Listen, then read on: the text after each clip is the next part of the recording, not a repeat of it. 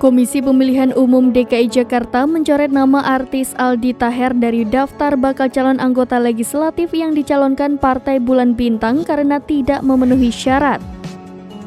Ketua Divisi Teknis Bidang Penyelenggaraan Pemilu KPU DKI Jakarta, Dodi Wijaya menjelaskan Aldi Taher terdaftar sebagai bakal calon legislatif dari dua partai berbeda. Oleh PBB, Aldi Taher didaftarkan sebagai bakal calon anggota DPRD DKI Jakarta. Sementara itu, oleh Perindo, artis tersebut didaftarkan menjadi calon anggota DPR RI untuk pemilihan Jawa Barat. Selama masa perbaikan berkas administrasi pendaftaran, PBB tidak kunjung memberikan kepastian mengenai pencalonan Aldi Taher maupun memperbaiki dokumen persyaratannya.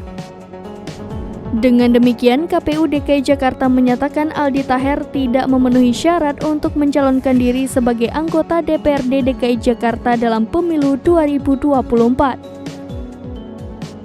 Adapun masa perbaikan berkas pendaftaran dan proses verifikasi oleh KPU DKI Jakarta telah selesai.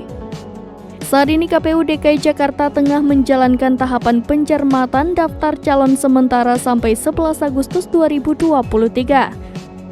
Sebab ada 139 dari 1.720 bakal calon legislatif yang tidak memenuhi syarat.